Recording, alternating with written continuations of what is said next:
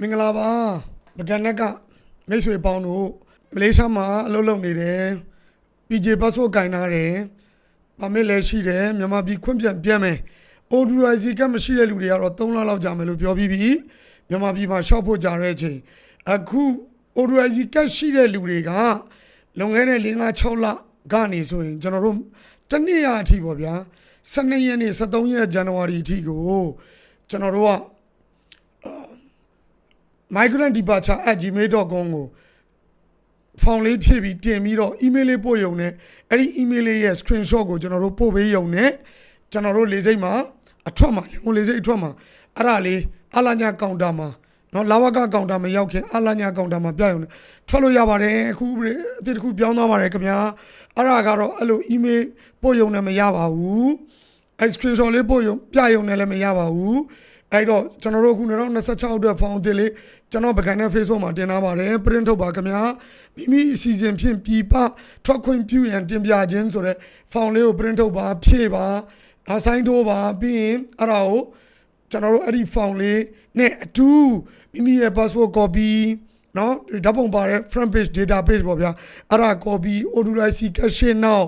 က်ကျွန်တော်တို့ဒီမလေးရှားမှာနေတဲ့ work permit e-pass ပေါ့ဗျာအခုဆိုရင်တော့တရေစီကခွင့်စာ leave letter ပြီးတော့မြန်မာလေဆိပ်ကိုကျွန်တော်တို့ရောက်သွားပြီးတဲ့နောက်ပါဆိုရင်လာဝကအဝင်တုံးထူထားတဲ့ arrival chop အဲ့ဒါကိုမိတူဆွဲပါအဲ့ဒီစာရွက်ကလေးပြီးရင်ကျွန်တော်တို့ပြန်မဲ့လက်မှတ်ပေါ့အဲ့တော့ဟိုရောက်ပြီးသားလူတွေကတော့လက်မှတ်ဝယ်မယ်ဆိုအနည်းဆုံးနှစ်ပတ်ကြော်လောက်ခွာဝယ်ပါနော်ဘာလို့အမြန်ချောပို့တာနဲ့တရက်နှစ်ရက်ကြာမယ်ကျင်းညာချက်ထဲမှာက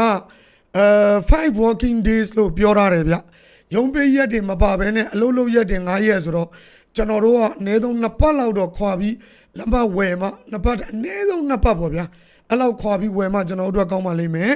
အဲ့ဒါတွေအားလုံး print ထုတ်ပြီးတော့ကျွန်တော်တို့အမြန်ချောပို့ရပါမယ်တို့ညွန်ကြားမှုချုပ်လူသမားညွန်ကြားရေးဦးစီးဌာနရုံးမှတ်51လူသမားဝန်ကြီးဌာနနေပြီးတော့ဆိုပြီးတော့ကျွန်တော်တို့မြန်ချောပို့ပါအဲ့ဒါပို့ပြီးတာနဲ့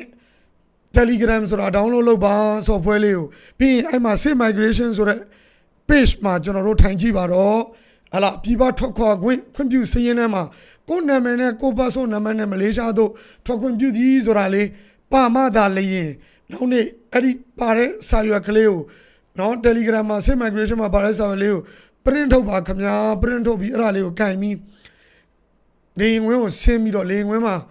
အလာညာကောင်တာမှာအဲ့ဒါကိုပြမှမလေးရှားသို့ပြန်ရောက်ပါမယ်နားထောင်ပေးတဲ့အတွက်ကျေးဇူးအများကြီးတင်ပါတယ်